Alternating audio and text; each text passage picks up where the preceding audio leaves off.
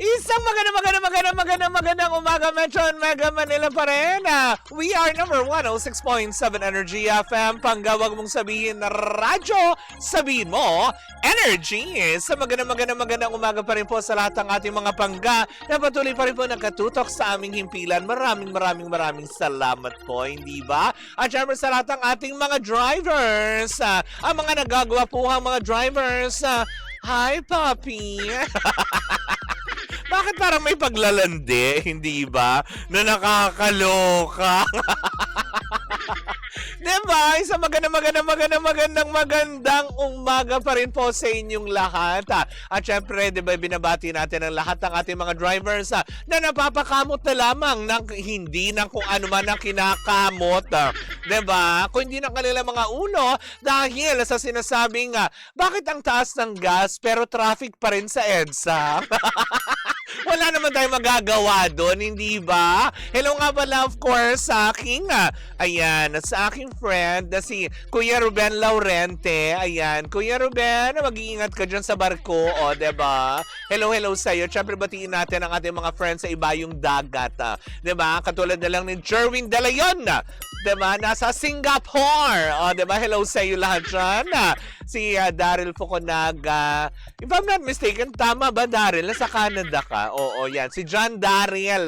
Hi po sa inyong lahat. Isang magandang morning. Cathy Amos ng Australia. Hello po sa inyong lahat. Uy, i-message nyo ko para paano malaman ko sa kayong panig ng mundo na laging umaantabay sa chikahan. Diba? Na dala-dala na nag-iisa ng bakla. Oo, na nakakaloka. Si Kasmot! Diba? Kasmot Anthony Feria, ang lalamove drivers na walang, alam mo yun, wala nang magawa dahil sa taas ng gasolina ngayon. Hindi ba na nakakaloka? Pero good job Speaking of gasolina, uy, alam mo, deserve palakpakan nito na mga taong ito, diba?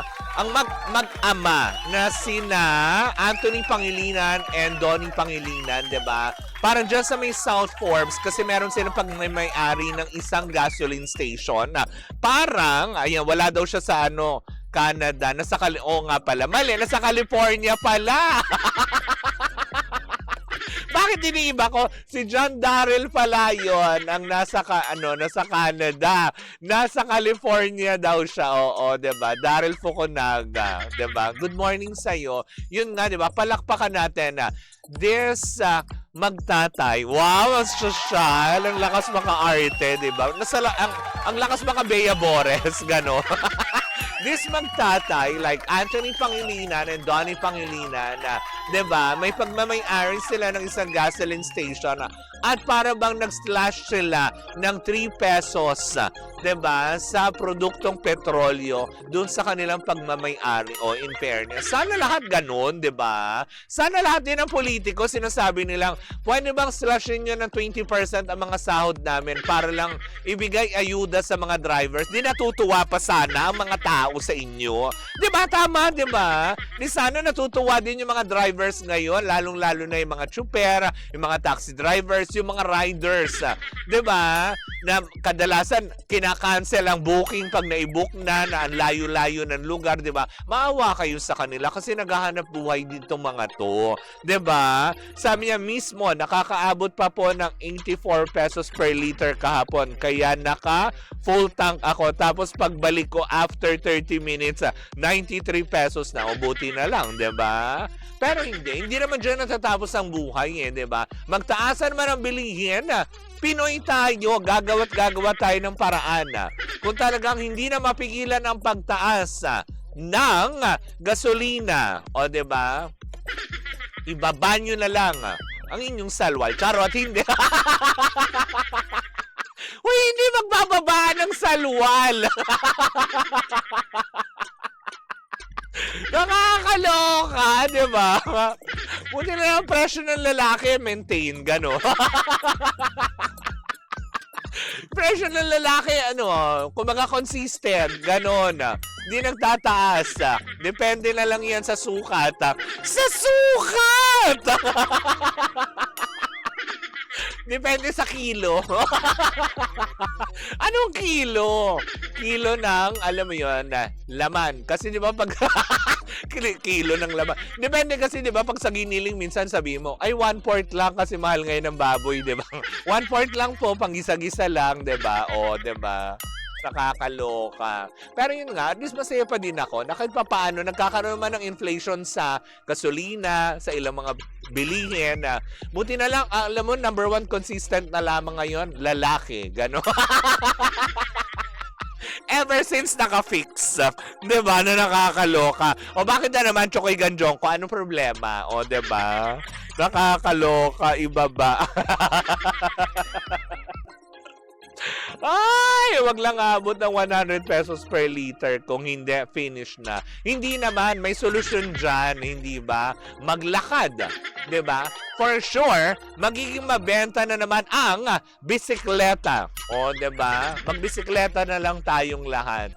Uso naman yun mga e-scooter, di ba? Yung mga ganun na lang na nakakaloka. Parang kahapon may pinuntahan po ako, kaya po medyo napaaga tayo ng pagpapaalam kahapon sa ating programa. Kasi nga, kahapon meron tayong minita, 'di ba, na kliyente diyan sa somewhere in Pasig, o 'di ba?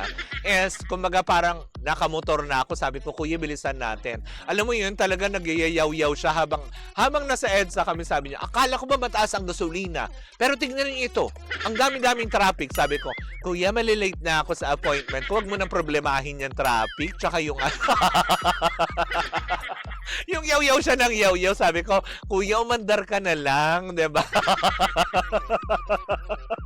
Sabi niya, pwede naman kasing lumipad at iwan ang kalahating katawan para hindi mahirapan sa presyo ng gasa.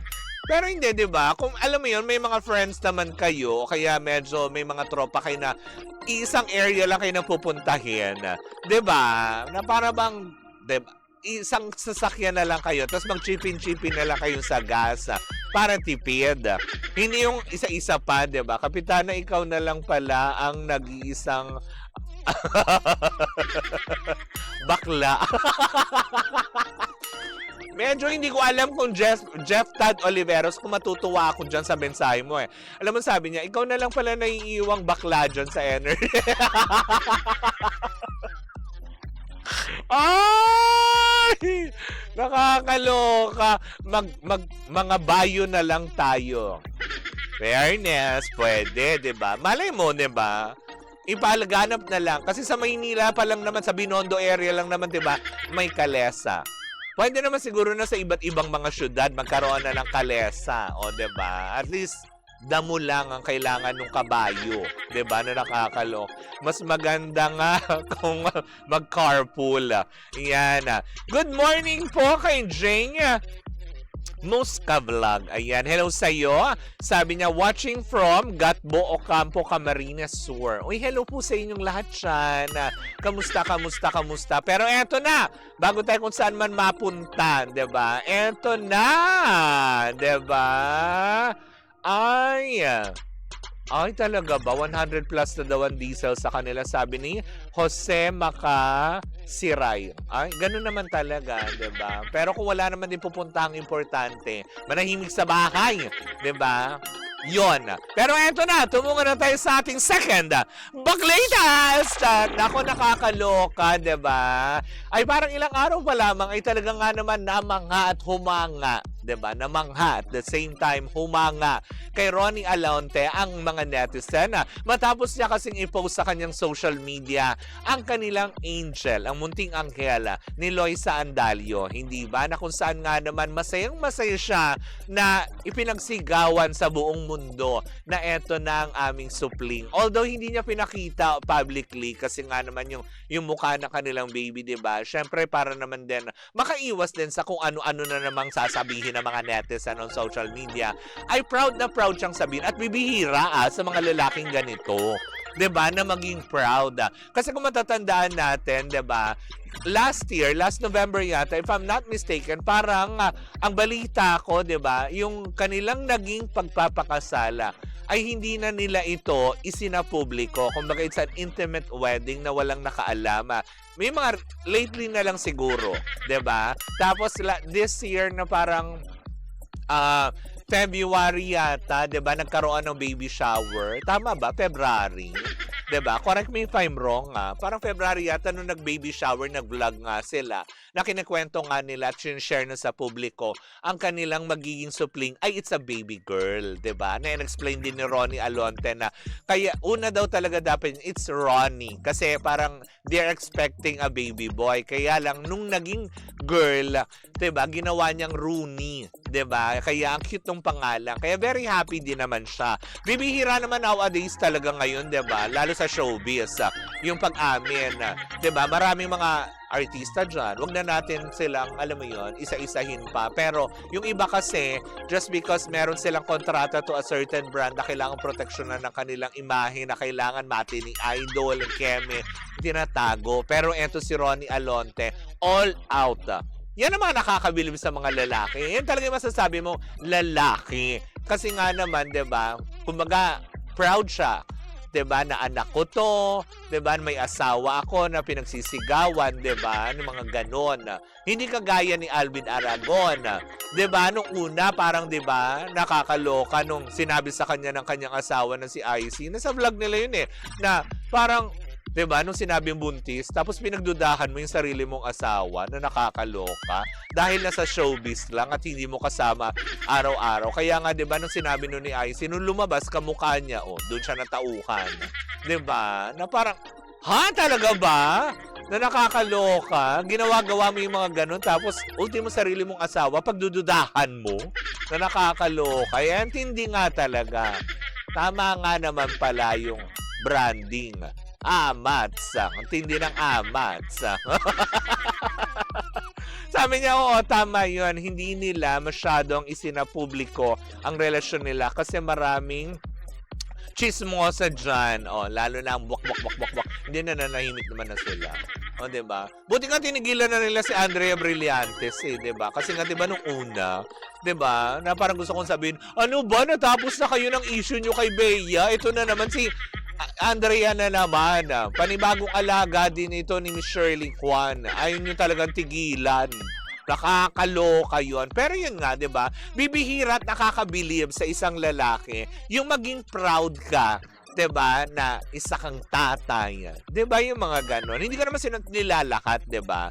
Pero yung iba kasi ganyan, itatago, 'di ba? Kasi nga naman, tapos may karelasyon na hindi isa sa publiko.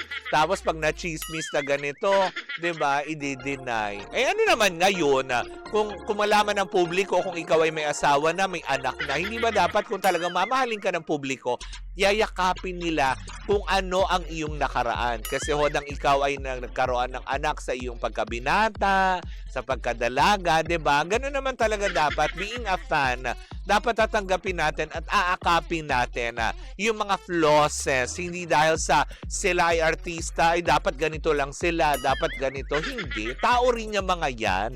'Di ba? Paano na kaya yung career ni Loisa? May anak na siya ngayon. Focus na siya sa pagiging mommy. Baka may mga ganun kasing moments lalo pat sa mga actress, 'di ba? Loisa Andalio is a very good actress. Aminin naman natin, produkto ng Star Magic yan 'di ba? Na kapag alam naman natin, pag produkto ng Star Magic talaga, kahit pakawalan mo kung saan yan, 'di ba? Na saan mang proyekto, saang network mapunta yan, hindi ka talaga masasabi mo na mapapahiya dyan. Pero siguro kagaya din, kasi since mom na, 'di ba? May mga ganun Iba kasi yung mindset siguro ng mga artista kapag sila ay mga dalaga at binata pa.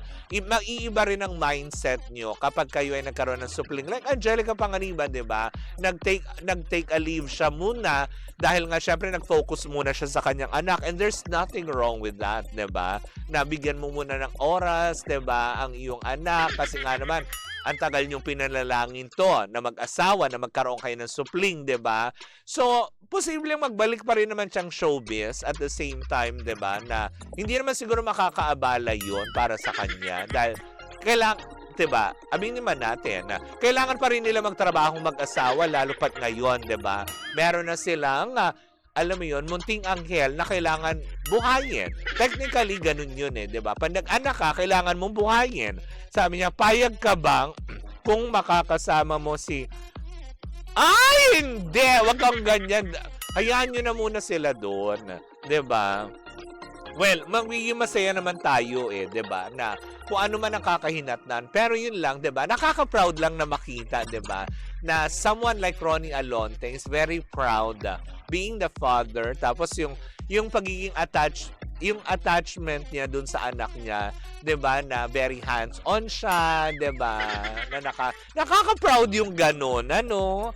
Sana wag na lang din i-bash-bash ng mga tao pa na kung ano-ano man, 'di ba? Si Jody Santa Maria pinalaki muna ang anak niya bago ulit siya nagbalik sa pagiging bida. Totoo naman, Jeff Oliveros, 'di ba? May mga ganun Naiiba ang priorities kapag nanganganak na, but it doesn't mean titigil ang mundo nila, 'di ba? Titigil nila yung ganito kasi nga, 'di ba? Technically wise, kailangan nila ng trabaho, 'di ba? Para sa kanilang anak, sa future ng kanilang anak, 'di ba? Kaya to Ronnie Alonte and Loisa Andalio, 'di ba? I'm happy for you, 'di ba? Congratulations once again sa inyo, 'di ba? Don't mind the bashers, hayaan nyo na. Hindi rin naman sila makakatulong para bumili ng gatas, 'di ba? Focus on what you need to do being a new parents now, 'di ba? To a beautiful, 'di ba, baby girl. 'Di ba? Sabi ni Angel, si Lois Andalio may movie siya with Sanya Lopez at Jody Santa Maria. Parang sa Midnight Girls directed by Irina Emma Villaflor. O, 'di ba? O at least, 'di ba, bago manganak may proyekto. Ibig sabihin lang nito, pagka pumatok pa 'yan, sana makapag-promote sila dito, no? Antayin natin 'yan, 'di ba? Wala namang masama, if ever. But anyways, nako mga pangga, once again, congratulations to Ronnie and Loisa, 'di ba? Na sa inyong beautiful baby girl, 'di ba? We are happy for you. Anyways, nako mga pangga, yan po muna dahil ang bilis talaga ng oras. Susunod na po si DJ Sheena, kung saan nga naman siya ay magbibigay naman ng mga panibagong listahan ng mga top 20 songs sa ating top 20 countdown. Kung ano-ano man yan, may gumalaw nga ba? May niyanig nga ba? 'Di ba? Nandyan pa kaya sa top 20 ang hawak ko ang brief, hawak ko ang brief, pag ano.